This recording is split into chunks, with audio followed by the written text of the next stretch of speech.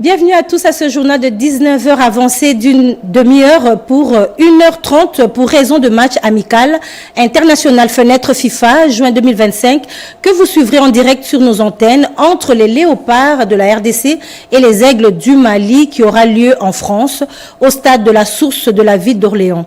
Ce match prévu à 19h heure de Kinshasa entre dans le cadre de la préparation de la poursuite des éliminatoires de la Coupe du Monde 2026 de la zone Afrique. C'est désormais officiel. Les Congolais peuvent accéder à un passeport biométrique répondant aux dernières normes internationales de sécurité. Le lancement a eu lieu ce jeudi 5 juin à l'occasion d'une cérémonie symbolique au cours de laquelle le président de la République, Félix-Antoine Tshisekedi Tshilombo, s'est vu remettre le tout premier exemplaire. Vous suivrez les détails en images dans nos prochaines éditions. Renforcer les capacités pour mieux accompagner les ex-combattants dans leur réinsertion sociale, c'est l'objectif principal de la session de formation de 3 jours organisée au profit des agents et cadres du programme de désarmement, démobilisation, réinsertion communautaire et stabilisation PDDRCS. Cette session a porté sur la maîtrise du logiciel psychosystème d'information, de conseil et d'orientation, nous dit Peggy Mukunda. Les logiciels, systèmes d'information, conseil et orientation psycho vient d'être présenté par la MONUSCO au programme de désarmement, de mobilisation, relèvement communautaire et stabilisation PDDRCS et à ses partenaires étatiques au cercle Elaïs Kinshasa. C'est la coordinatrice adjointe du PDDRCS en charge des opérations techniques, Marie-Chantal Lumba, qui a lancé officiellement ses assises à côté des coordonnateurs adjoints en charge de finances, William Louamouchi, et de la coordinatrice principale adjointe de la MONUSCO, Silke Ruche. Cette dernière a présenté les logiciels psycho comme un système intègre, composantes essentielles qui sont l'information, les conseils aux clients et l'orientation. Cette dernière composante consiste à diriger les clients qui sont les bénéficiaires du PDDRCS vers les opportunités des réintégrations en fonction de leurs souhaits et leurs capacités. Dans ce mot de circonstances, la coordonnatrice Marie-Chantal Lumba a adressé ses remerciements à tous les participants et en exprimant sa profonde gratitude envers la MONUSCO pour son accompagnement qui témoigne de son engagement dans le soutien des efforts de la paix et la stabilisation en RDC selon la vision du chef de l'État Félix-Antoine Tshisekedi. Elle a également invité tous les participants à s'impliquer pleinement dans ces échanges de 3 jours car les psychos représentent une opportunité importante de professionnaliser la gestion efficace et répondre aux attentes de communauté. Et en marge de la journée mondiale de la protection de l'environnement, la force du génie congolais pour l'avenir a décliné ce projet pour l'amélioration du cadre commun de vie. Son initiateur Génie Kande Mukendi a reçu l'abbé Théophile Ilunga pour évoquer le sujet de l'assainissement de la ville de Kinshasa. Cédric Enina. Faire de Mbujimaï une ville où il fait beau vivre. C'est l'objectif affiché par la FOGECA, Force du génie congolais pour l'avenir. Cette organisation non gouvernementale s'investit dans plusieurs secteurs du développement et l'abbé Théo Kaniki Ilunga du diocèse de Mbujimaï, en ce jour à Kinshasa pour échanger avec les premiers vice-présidents du Sénat, a tenu à en savoir un peu plus sur ces projets des hautes portées sociales et apporter par la suite sa contribution. Ces derniers a longuement échangé avec l'initiateur de la FOGECA, Génie Kande Mukendi. Nous avons échangé en long et à large sur la situation actuelle de la province du Kasaï oriental, en particulier la ville de Mbujimaï, sur son assainissement. Il a un bon projet d'assainissement et il me l'a soumis et j'ose croire que je ne le laisserai pas seul. Je pourrais apporter aussi ma main dans un bref délai.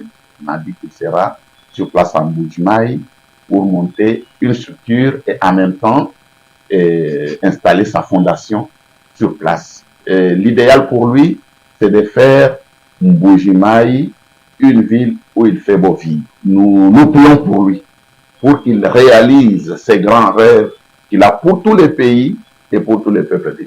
Une rencontre en marge de la Journée internationale de l'environnement et qui scelle un partenariat entre les deux personnalités dans la matérialisation des projets liés au développement, non seulement dans les diocèses de Mbuji-Mayi, mais aussi dans le vaste ensemble qui est l'espace Kasaï.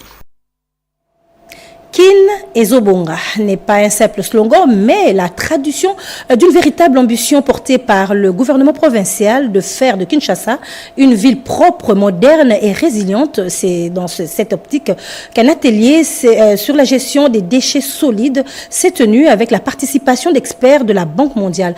Ensemble, ils ont défini des stratégies concrètes pour la mise en œuvre du projet. Émilie Kaindo, Hermé Bagando.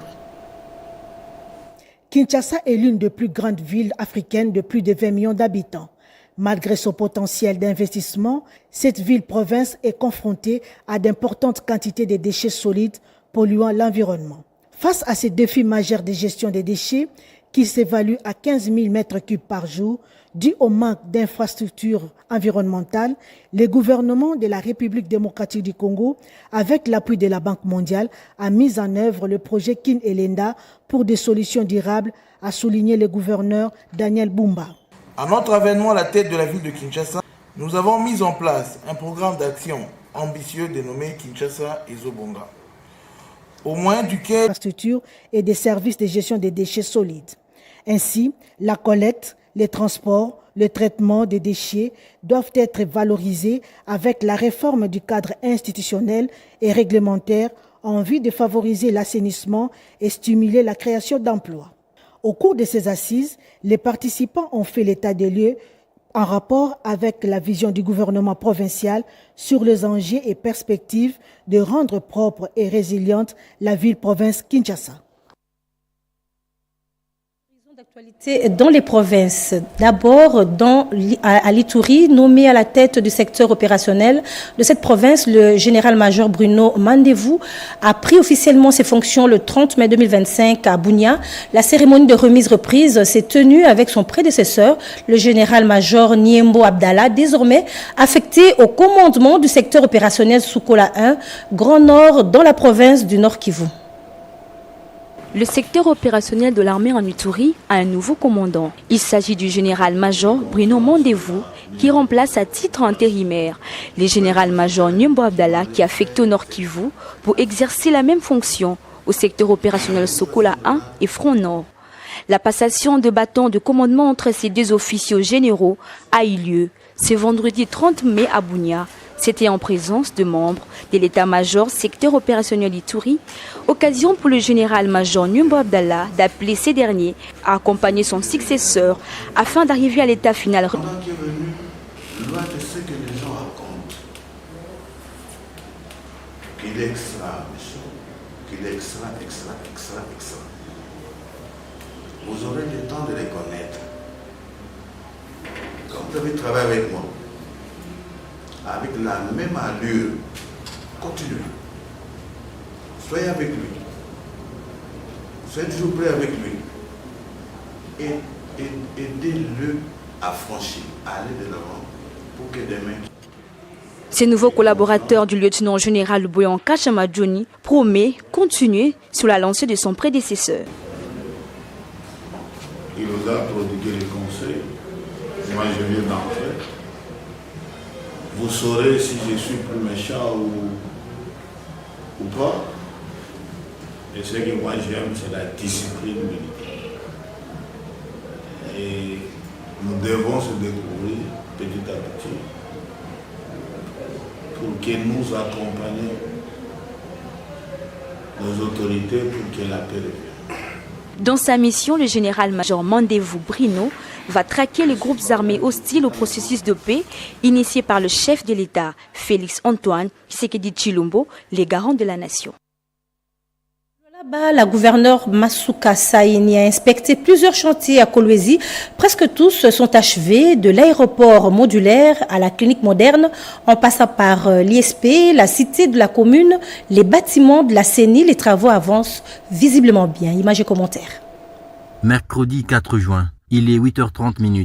Loin de son bureau climatisé sous un froid hivernal, la gouverneure du Lualaba retrousse les manches et se lance sur une itinérance de visites de chantiers réalisées à travers la ville de Kolwezi et sa périphérie. Première étape, l'aérogare modulaire de Kolwezi, un chantier d'une fierté impressionnante, digne d'un aéroport international. Sur place, le constat est appréciable. Les engins tournent à plein régime pour transformer très rapidement l'image de ce site avec du béton armé d'une épaisseur de 26 cm. Seconde étape de la visite, la cité de la commune, érigée dans la commune de Dilala. C'est un centre de formation professionnelle qui a été construit pour encadrer les jeunes de la province. Il est doté des dortoirs et des salles d'apprentissage. L'autorité provinciale a pris le temps d'apprécier l'ouvrage qui sera bientôt inauguré par le chef de l'État. Troisième étape, l'Institut supérieur pédagogique de Kolwezi. Pour une première dans l'histoire du Lualaba, cette institution universitaire a ses propres infrastructures, composées de 6 auditoires et un amphithéâtre. L'ISP Kolwezi accueillera plus ou moins 700 étudiants à qui Marie-Thérèse Masuka Saini offre des meilleures conditions d'études concurrentielles à celles des autres universités du pays. Grâce à cette réalisation, finit les cours ambulatoires pour une institution respectable comme l'ISP. Le nouveau bâtiment administratif du secrétariat exécutif de la CENI est déjà prêt à accueillir ses locataires. La gouverneure Marie-Thérèse Masuka Saini s'y est rendue pour palper du doigt la qualité des travaux exécutés par l'entrepreneur. Ici, tout a été fait dans les normes avec tous les détails exigés. Du bureau du secrétaire exécutif, en passant par les autres locaux déjà équipés jusqu'à l'entrée du matériel électoral, le travail est admirable à sa juste valeur. L'aboutissement de ce projet s'inscrit dans le cadre de mettre les agents de la centrale électorale au Lualaba dans les conditions pouvant permettre de bien mener les opérations électorales. La direction des recettes non fiscales du Lualaba et la direction des impôts ne seront plus locataires. Ces deux régies financières ont désormais un cadre propre à elles. Un bâtiment de 4 niveaux construit dans le cadre d'assainir l'environnement de travail. Marie-Thérèse Masuka Saini y est passée pour un constat et s'en sort satisfaite. La dernière étape de cette ronde est la clinique moderne du Lualaba, située dans l'enceinte de l'hôpital général de référence Mwangeji. La chef de l'exécutif provincial du Lualaba s'est imprégnée de ce qui a été réalisé jusque-là. Cette structure sanitaire est déjà équipée de lits de malades et d'autres matériels. Et les présidents des assemblées provinciales de la RDC séjournent dans la province du Lualaba dans le cadre de la 12e conférence des gouverneurs. Ils ont visité le siège de l'assemblée provinciale du Lualaba. Après un moment d'échange avec leur homologue de l'Assemblée provinciale du Lualaba, l'honorable Jean-Marie Kassia Chingambo, sur le bon fonctionnement des institutions et plusieurs autres matières, les speakers des assemblées provinciales de la RDC ont visité le siège de la première institution du Lualaba ce jeudi 5 juin 2025. Émerveillés par l'accueil, l'attention et la sympathie leur réservées par l'honorable président de l'Assemblée provinciale du Lualaba, c'était une occasion pour eux de revenir sur leur élan de solidarité. Et depuis notre arrivée hier, vous savez que nous avions créé une structure qui unit tous les présidents de l'Assemblée provinciale afin que nous puissions, dans cette dynamique, avoir un développement spontané à travers toute la République démocratique du Congo. Et ici d'ailleurs, au nom de tous les présidents, je tiens à remercier le président de l'Assemblée provinciale de Lualaba, qui depuis hier a commencé à accueillir ses hôtes qui sont ses collègues. Et nous sommes venus à Lualaba non seulement pour venir participer en ce qui concerne la conférence des gouverneurs, mais aussi participer à la deuxième plénière des assemblées provinciales de notre pays. Il ne pouvait se passer de la belle image du Lualaba, modèle des autres provinces. Notre pouvoir central doit tirer l'exemple de Lualaba. Et nos provinces doivent tirer l'exemple de Lualaba. Non seulement nous avons trouvé une population disciplinée, quand je parle de la discipline, c'est d'abord dans l'assainissement. Il nous est difficile de trouver même un papier, et si déjà dans la discipline on est carré, on peut déjà commencer à développer. Leur présence s'inscrit dans le cadre de la 12e conférence des gouverneurs associés au président des assemblées provinciales qui se tiendra du 10 au 13 juin prochain. Dans le Lualaba, à l'initiative du ministère de l'Intérieur, les acteurs territoriaux de la province s'approprient les textes légaux relatifs à la gouvernance sécuritaire de proximité. Le Lualaba est la 5e province à bénéficier de cette formation. Fifi Mukundi et nos consoeurs du Lualaba ont signé ce reportage. À Kolwezi, pendant 3 jours, les acteurs territoriaux du Lualaba s'approprient les textes légaux encadrant la gouvernance sécuritaire locale. Objectif, renforcer l'ancrage des dispositifs de sécurité à la base. Cette initiative s'inscrit dans le cadre de réformes établies par les arrêtés 044 et 046, précisant les modalités d'application du décret 022/44 relatif à la création, organisation et fonctionnement des comités provinciaux et locaux de sécurité. Une formation essentielle qui réunit le membre du comité provincial de sécurité, le maire, les administrateurs de territoire, le chef de secteur, ainsi que le bourgmestre, le responsable des regroupements et des chefferies. Même le chef de quartier et des rues sont mobilisés. Pour eux, cette initiative est plus que nécessaire. À l'issue de cette organisation, il y a des innovations. On ne va plus encore revenir au concept de conseil de sécurité. Maintenant, c'est comité de sécurité. Il y a de nouvelles méthodes que nous venons d'apprendre qui vont nous aider à comment présider, organiser des réunions de sécurité dans nos entités. Nous sommes très contents que cet atelier puisse se dérouler afin de nous orienter comment gérer une entité. À travers cette réforme, le ministre de l'Intérieur, de la Sécurité, de la Décentralisation et des Affaires coutumières veut renforcer la collaboration entre citoyens et autorités locales. Une approche participative pensée pour une gouvernance sécuritaire adaptée aux réalités du terrain. Les préparatifs vont bon train pour la tenue de la conférence des gouverneurs prévue pour ce mois de juin en cours. Sur place, déjà, le gouverneur du Kasaï-Oriental est venu pour prendre part aux assises qui seront présidées par le chef de l'État. Les détails dans ce reportage.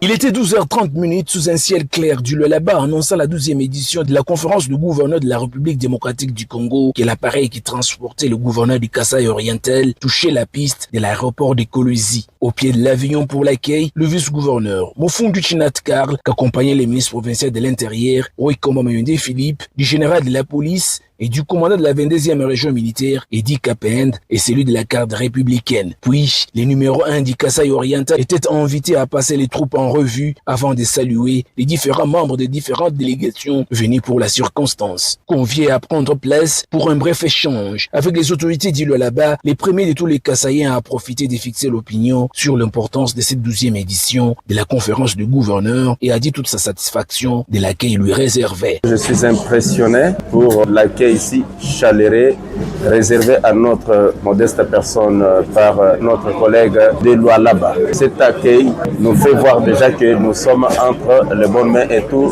va se passer très bien. À la question de savoir dans quelles conditions sa chère province, le Kasaï-Oriental est resté, Augustin Kayembe a laissé entendre que tout est calme et qu'il est venu au Lualaba pour l'échange d'expériences. Pendant ces temps, dehors, c'est une multitude de ressortissants du Kasaï qui chantaient à l'honneur de celui qui incarne le bon élan et l'espoir du développement de toute une province qui entend des chants de joie à l'endroit de cette haute personnalité du Kasaï. Devant une telle réalité, le gouverneur du Kasaï-Oriental a donné des poignées de main chaudes à ses frères et sœurs qui voient en lui une fierté de tout un peuple uni et prospère.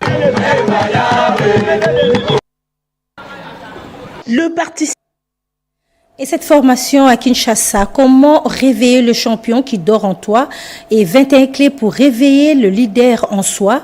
Tel est le thème de l'atelier de formation sur le leadership à l'intention des militaires, des élèves et des femmes.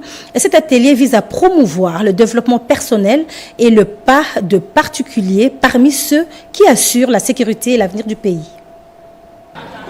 Les participants ont eu l'opportunité d'écouter les interventions inspirantes, notamment celles de Serge et de David, qui ont abordé le thème « Comment réveiller le champion qui dort en toi » et partagé 21 clés pour réveiller le leader en toi. Ces clés riches en conseils pratiques ont pour objectif d'aider chacun à révéler ses qualités de leader et à développer une attitude positive face aux défis quotidiens. L'objectif avec notre partenariat, c'est de commencer le leadership dès la maternelle, pas juste en tant qu'adulte à l'université, mais si nos enfants apprennent les clés que nous venons de discuter à bas âge.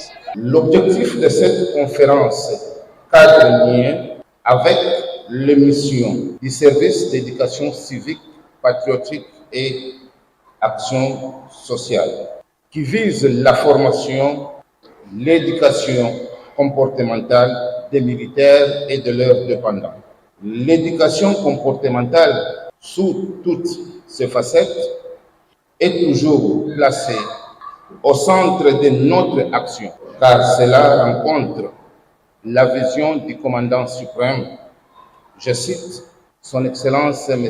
Félix Antoine Tshisekedi Tshilombo. Ces genres d'initiatives montrent l'engagement de l'ASBEL, un geste d'amour dans la promotion du développement personnel et du leadership en particulier au sein de forces armées et de leurs familles. Un véritable pas vers l'autonomisation et la motivation des acteurs clés de notre société. Les installations de la radio-télévision nationale congolaise dans la province du Haut-Uélé prennent progressivement forme. C'est un pas important vers le renforcement de la couverture médiatique publique dans cette partie du pays. Ce chantier, placé sous la supervision du directeur provincial de la RTNC, Damas Solé, qui a reçu la visite du député provincial Bismik Boélé, qui n'a pas caché sa satisfaction quant à l'évolution des travaux. Le site de la RTNC Haut-Uélé, en plein travaux d'aménagement, ne cesse d'attirer la sympathie de plusieurs personnalités. La dernière en date est celle de l'honorable Bismik Boélé Losomia, député provincial, élu du territoire de Ouatia, conduit par le directeur provincial Damas Solé Kaya, accompagné du délégué syndical Jérôme Bongenda. L'honorable Bismik Boélé reste de toute oreille et de tout yeux. Il apprécie à leur juste valeur les travaux, salue la détermination du gouverneur Jean Bakomi Togambou qui les finance et l'exhorte à pousser jusqu'au bout. Moi, je pensais aujourd'hui que c'était mon jour de passer ici pour palper du doigt la réalité. Je vis que le bâtiment est en train d'être installé. Les travaux sont en cours. Voilà pourquoi, pour moi, une occasion de jeter des fleurs à l'exécutif provincial. Nous lui encourageons de pouvoir avancer et doter finalement la province d'une RTNC qui répond aux normes des autres provinces. En tant que fervent auditeur de la RTNC, l'élu de Ouatia, JBCR Garni, octroie un lot de fournitures de bureaux. Avec modestie et humilité, j'ai pu apporter quelques petits équipements parce que nous sommes au chantier. On s'est dit, bon, voilà, bien qu'on soit au chantier, la RTNC a toujours besoin des stylos, des petits papiers. Voilà. Très marqué par ces gestes inattendus et désintéressés, le directeur provincial de la RTNC Haut-Uélé, Damas Solé Kaya, les remercie au nom de son personnel. Je voudrais sincèrement le remercier. C'est vraiment une surprise agréable. Donc j'ai dit merci au gouverneur. Et aussi merci à l'honorable qui a pensé à nous. Si longue soit la nuit, le jour finira par apparaître, dit-on. L'honorable Bismik Boélé Losomia promet de revenir lors de l'inauguration de ces joyaux. Le gouverneur de la province du Kwilu, Philippe Akamituna Ndolo, a visité ce samedi 31 mai la station de la RTNC Kwilu à Bandundu-Ville, frappée par un vent violent qui a emporté la toiture et mis en arrière la production audiovisuelle. Célestin Kouekwa a signé ce reportage. Après la nomination de ministres provinciaux du Kwilu par le gouverneur de province Philippe Akamituna le jeudi 29 mai 2025, la journée de ce lundi 1er juin a été consacrée à l'investiture de membres du gouvernement provincial par l'organe délibérant. Notons que cette investiture a eu lieu dans la salle de plénière en présence des élus du peuple et la population. Le gouvernement Philippe Akamituna compte 10 ministères. Signalons qu'avant l'investiture, le gouverneur de province Philippe Akamituna, accompagné de son vice Espoir Massamanki, a présenté les programmes quinquennal de son gouvernement devant le député provincial du Kwilu. À l'issue de mes différentes tractations, j'en suis arrivé à une logique qui dirige de ma vision, à savoir développement durable à partir de la base. En effet, dans le contexte d'une province aussi vaste que la nôtre, le développement doit nécessairement partir de la base. Après les interventions des élus provinciaux qui ont soulevé des préoccupations au regard du dit programme, le gouverneur des provinces est revenu après pause et a apporté des réponses aux différentes préoccupations soulevées par les députés provinciaux. Ainsi, après les éclaircissements apportés par le gouverneur Philippe Akamituna en l'intention des élus provinciaux, l'organe délibérant du Kwilu a adopté vers 21h le programme du gouvernement provincial et ipso facto l'investiture de membres de l'exécutif provincial du Kwilu. C'était plutôt l'adoption du programme du gouvernement provincial du Kwilu. Arrêter des stratégies visant à faire de l'Université Congo dans la province du Congo central l'une des meilleures universités de la RDC était à l'ordre du jour de la réunion du conseil d'administration de cette université. La réunion du conseil d'administration de l'Université Congo s'est tenue le week-end dernier dans le nouveau bâtiment de l'école doctorale Ambanzangungu sous la direction du professeur Daniel Mukoko Samba, président du conseil d'administration. Il s'agissait de la suite de la réunion de cette instance qui s'était tenue le 18 mai 2025 à Kinshasa et dont l'ordre du jour n'était pas vidé.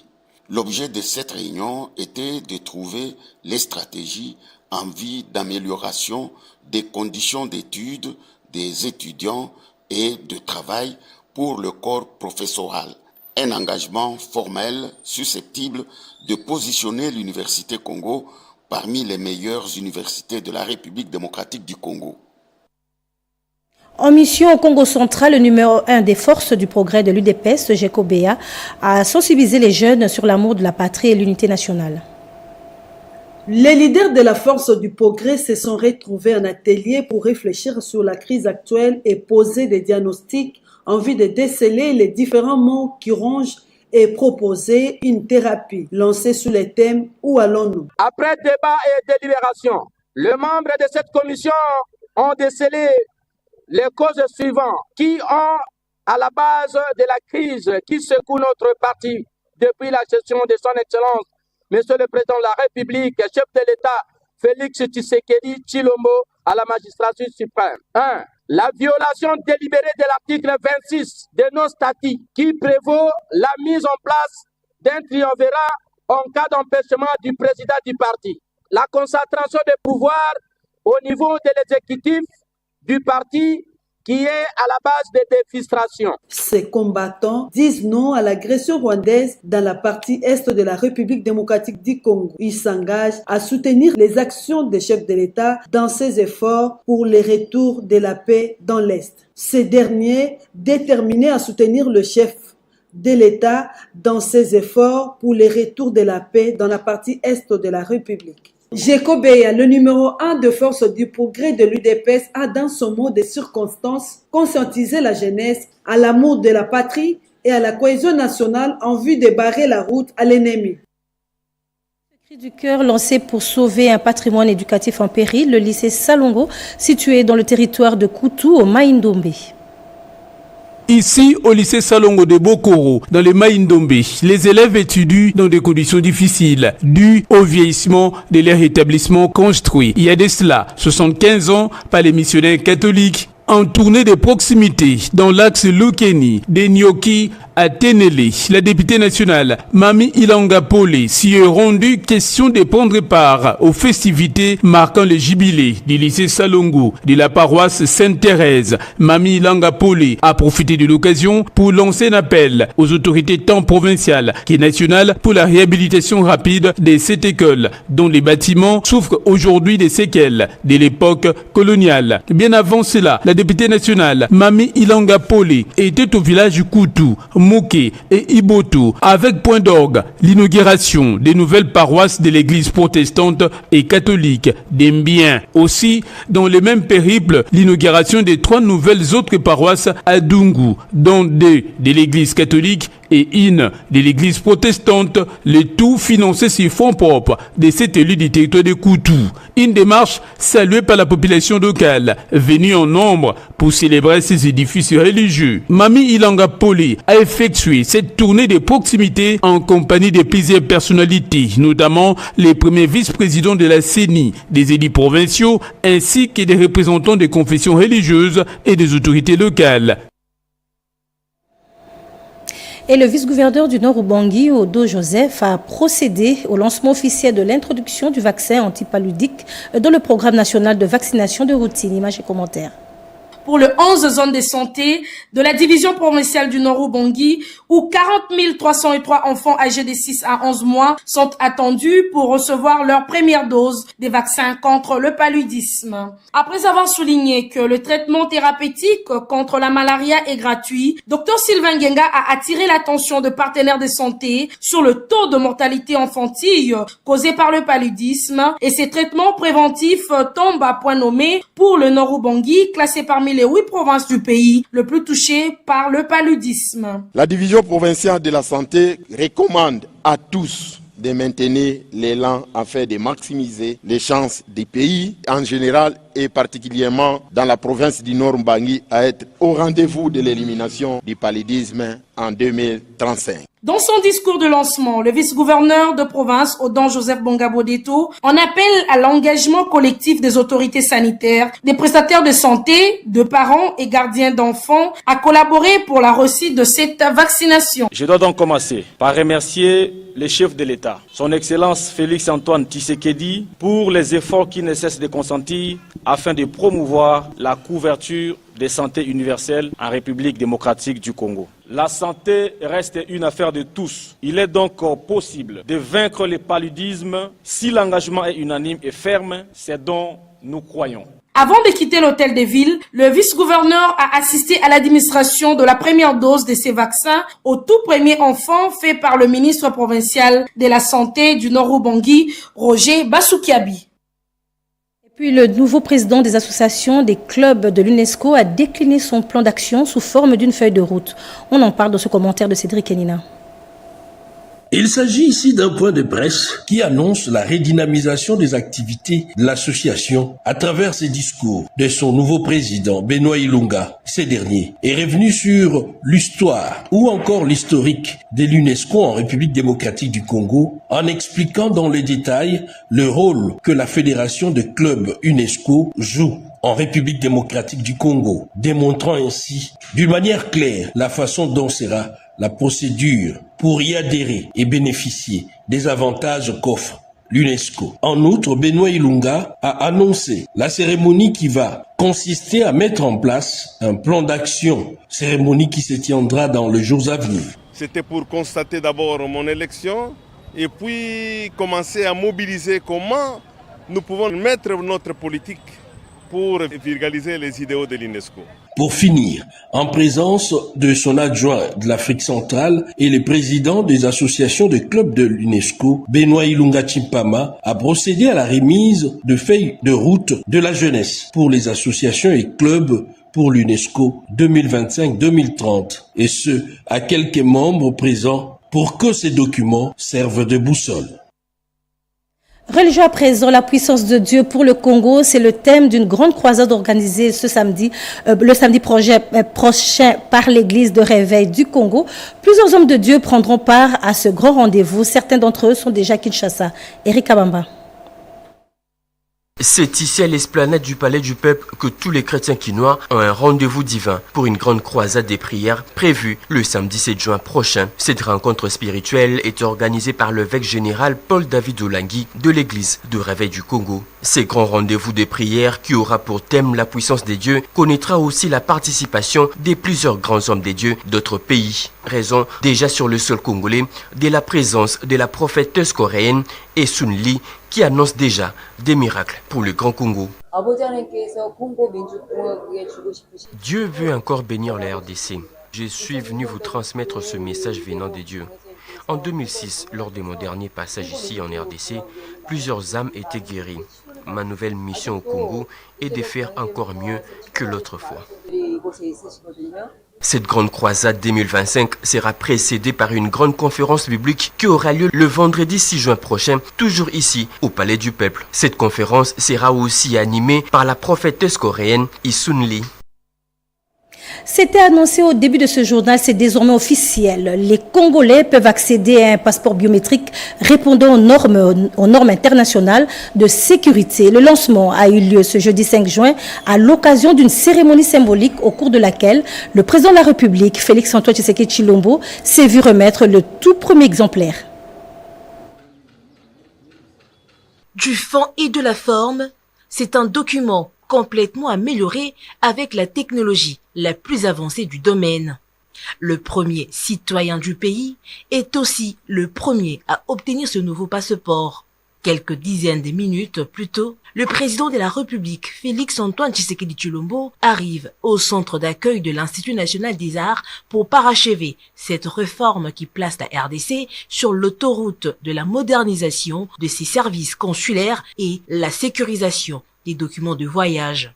Accueilli par la ministre d'État, ministre des Affaires étrangères, coopération internationale et francophonie, Thérèse Kayikwamba, le chef de l'État, respectant la procédure, a franchi toutes les étapes de l'enregistrement à l'obtention du document d'identité.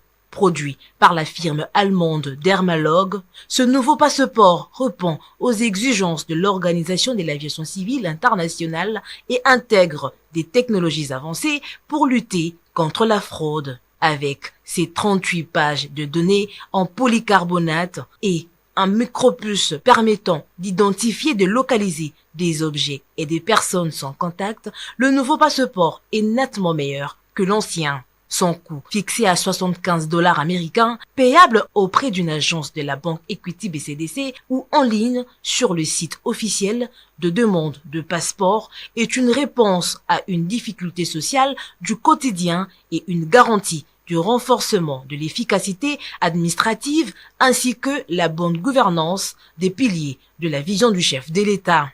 Tous les récurrents dont les demandes de passeport sont en cours seront automatiquement pris en charge pour bénéficier du nouveau passeport biométrique. Les détenteurs du passeport actuel pourront continuer de les utiliser jusqu'à la date d'expiration avec une coexistence des deux documents jusqu'en 2030.